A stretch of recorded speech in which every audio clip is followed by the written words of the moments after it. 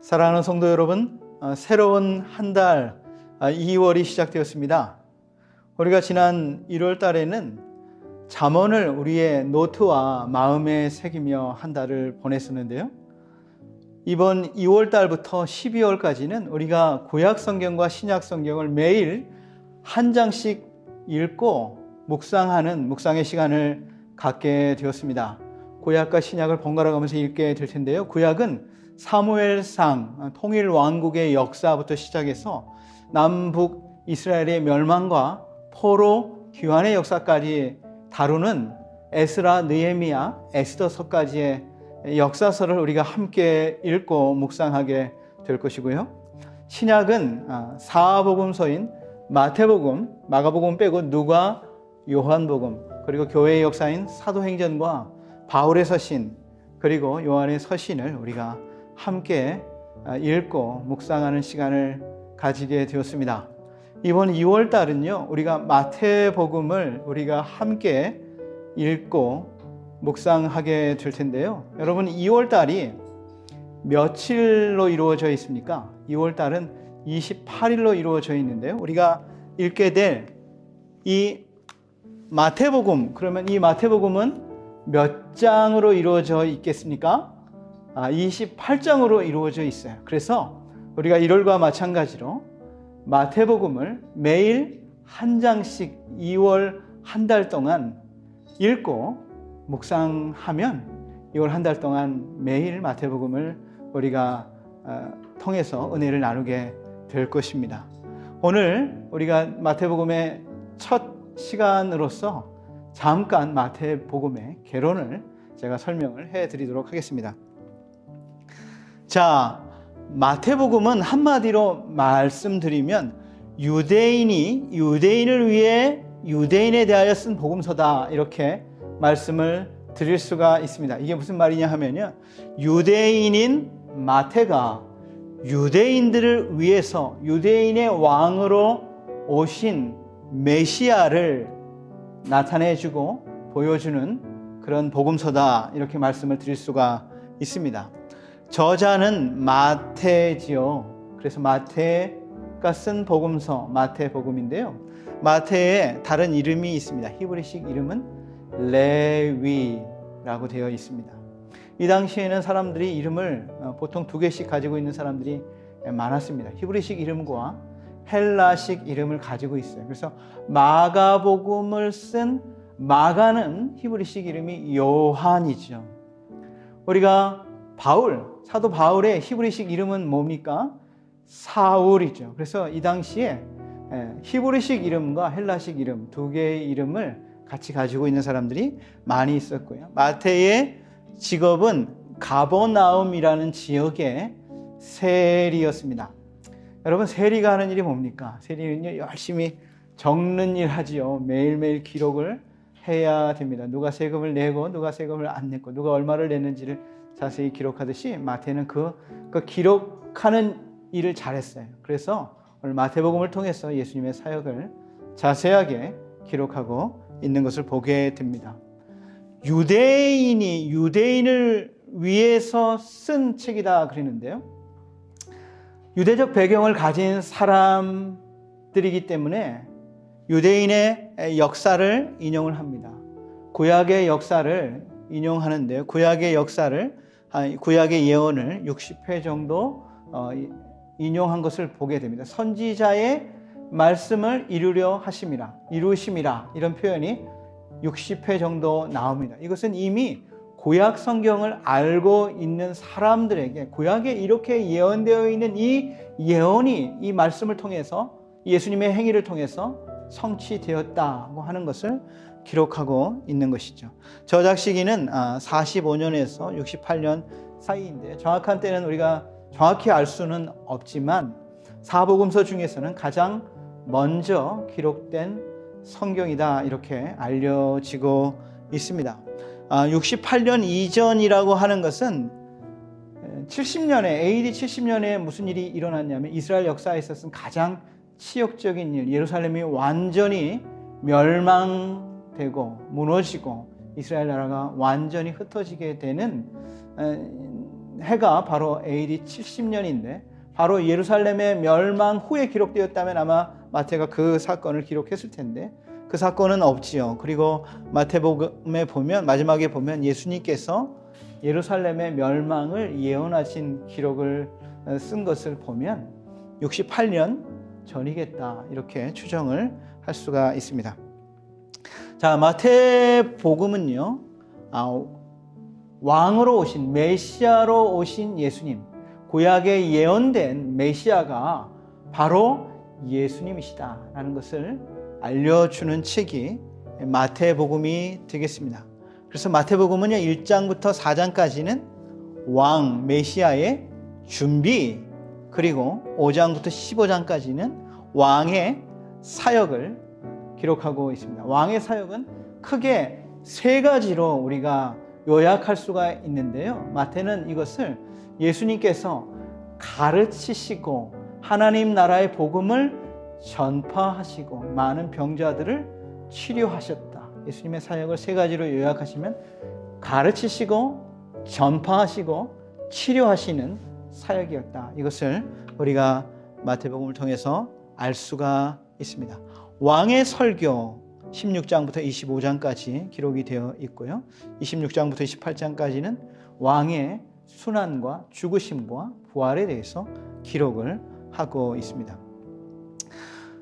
요절이 있는데요. 마태복음의 요절이라고 하는 것은 그 한 절이 그 전체 성경을 다 알려주고 있는 말씀인데요. 제가 마태복음의 요절을 3개를 뽑았습니다. 첫 번째로는 마태복음 16장 16절이죠. 너희들은 나를 누구라 하느냐? 예수님의 질문에 시몬 베드로가 이렇게 대답을 하지요.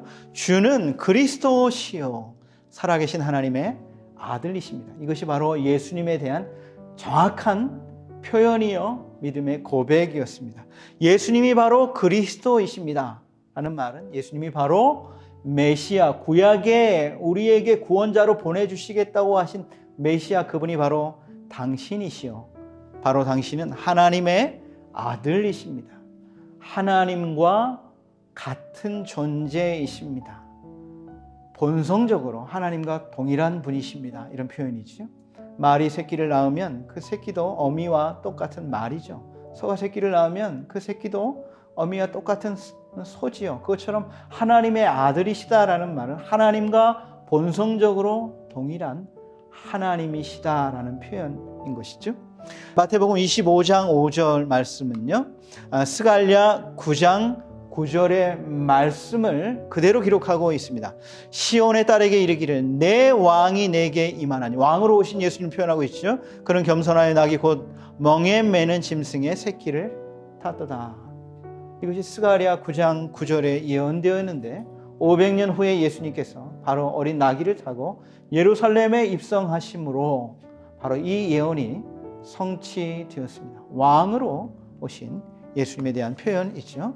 마태복음 28장 18절에서 20절 말씀, 이것은 대위임령이다 그러죠. 하늘과 땅의 모든 권세를 내게 주셨다. 바로 왕으로 오셨을 뿐만 아니라 온 하늘과 땅의 권세를 다 가지신 예수님으로 제자들에게 너희는 모든 민족에게 가서 내 이름으로 세례를 베풀고 내가 너희에게 분부한 것을 가르쳐 지키게 하라 말씀하신 예수님의 명령의 말씀이 마태복음을 우리가 한눈에 볼 수 있는 요절의 말씀이 되겠습니다. 오늘 1장에는 예수님의 족보에 대해서 기록하고 있고 예수님의 탄생에 대해서 기록을 하고 있는데요. 여러분, 왜 마태복음에 이 예수님의 족보를 기록하고 있겠습니까? 바로 유대적 배경을 가지고 있는 유대인들에게 있어서는 자신의 족보를 통해서 오시겠다고 하신 예수님이 바로 그 예언의 성취이신 것을 나타내 보여주고 있는 것이죠. 아브라함과 다윗의 후손으로 보내주시겠다고 하신 약속대로 예수님이 그 아브라함과 다윗의 자손으로 인간이 되셨다라고 하는 것을 이 족보를 통해서 알려주고 있는데요. 오늘 저는 이 족보 속에 나타난 여자들에 관해서 함께 살피고 은혜를 나누고자 합니다.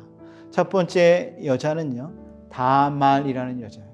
이 다말은 바로 유다의 며느리죠. 아들이 없이 남편이 죽게 되자 이 다말은 어떻게 합니까? 창녀의 분장을 하고 자기 시아버지를 유혹해서 자식을 낳은, 정말 그 예수님의 계보에 정말 기록될 수 없는 그런 엄청난 사건의 여인의 이름이 그것에 기록되어 있는 것을 보게 됩니다. 라합은 누굽니까? 여리고의 기생이죠. 기생이라기보다는 정확히 말하면 여리고의 신전에서, 그 가나안의 신전에서, 가나안의 바알의 산당에서, 신전에서 섬기는 여사제 창녀였습니다. 그가 그 여리고 성에 온 두 정탐꾼을 믿음으로 숨겨 주었을 때 그의 가족이 구원을 얻게 되고, 그가 또한 바로 예수님의 족보에 오르는 놀라운 축복을 받게 되지 않습니까? 룻은 누구입니까? 바로 모압 여인이었어요. 사실 모압 민족은요, 이스라엘 여호와의 총회에 절대로 들어오지 못한다고 신명기 모세가 말씀하고 있습니다. 왜 그렇습니까? 이스라엘 백성들이 애굽에서 출발해서 가나안 땅을 들어가게 될 때에 모압 지역을 지나가게 되었는데, 모압의 왕인 바알락이 제사장 바알람을 시켜서 이스라엘을 저주하게 하지 않습니까?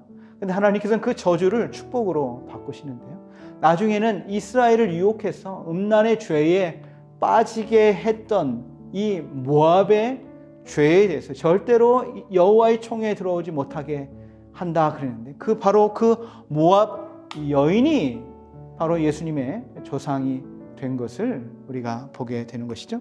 마지막으로는 마리아입니다.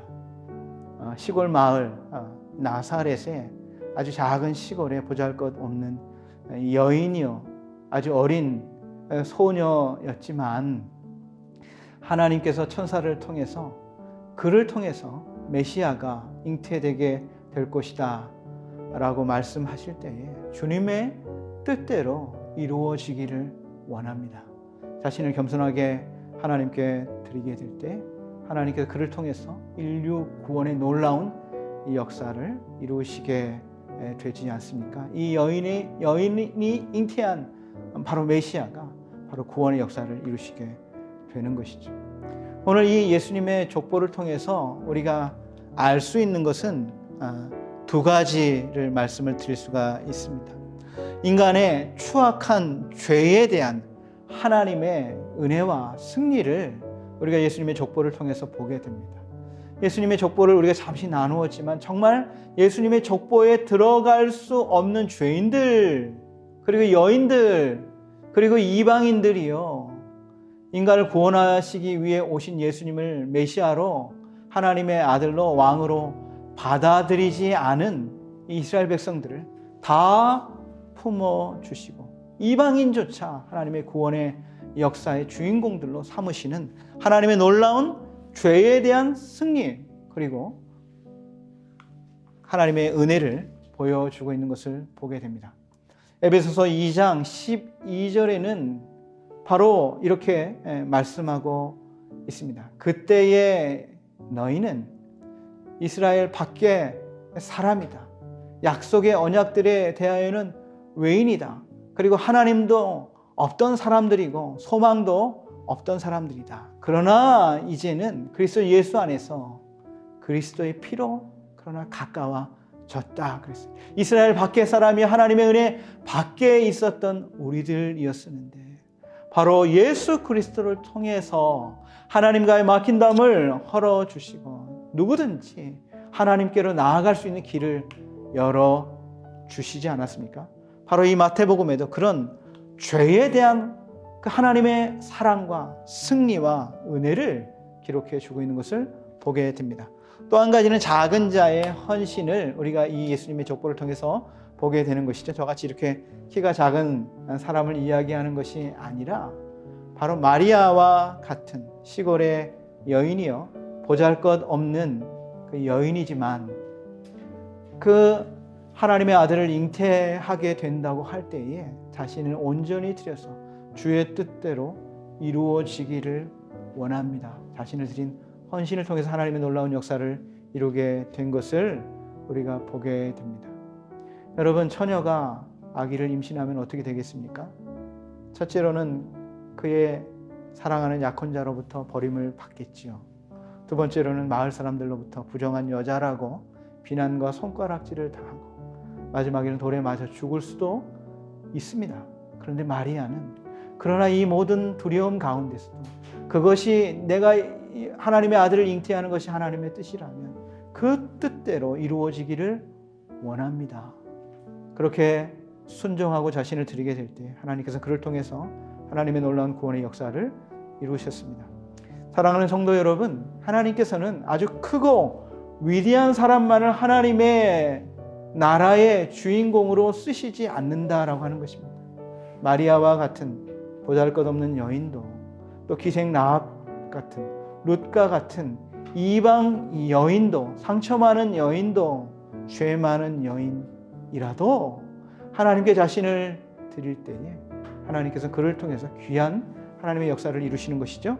마치 자기의 작은 도시락을, 보잘것없는 물고기 2마리와 보리떡 5개의 도시락을 예수님께 드렸을 때에 그 도시락을 통해서 예수님께서 그 많은 굶주린 사람을 먹이시는 놀라운 역사를 이루셨던 것처럼 오늘 우리 자신은 비록 부족하고 보잘것없지만 우리 자신이 가진 작은 재능, 작은 재물, 작은 시간, 그것을 하나님께 헌신하며 드릴 때에 그것이 예수님의 손에 들려지게 될 때에 예수님은 그걸 통해서 하나님의 놀라운 역사를 이루시게 될 것입니다. 저와 여러분이 이렇게 하나님의 구원의 사역에 귀하게 쓰임받는, 헌신을 통해서 귀하게 쓰임받는 하나님의 사람들, 하나님의 일꾼들이 다 되시기를 주님의 이름으로 축원드립니다. 기도하겠습니다. 참으로 좋으신 하나님 아버지, 약속대로 인류의 모든 죄를 구원하시기 위해서 하나님의 아들 예수님께서 하나님의 때에 이 땅에 인간으로 오시게 되었습니다. 오늘 우리가 마태복음 1장을 통해서 주님의 놀라운 죄에 대한 하나님의 구원과 은혜를 우리가 살펴보았습니다.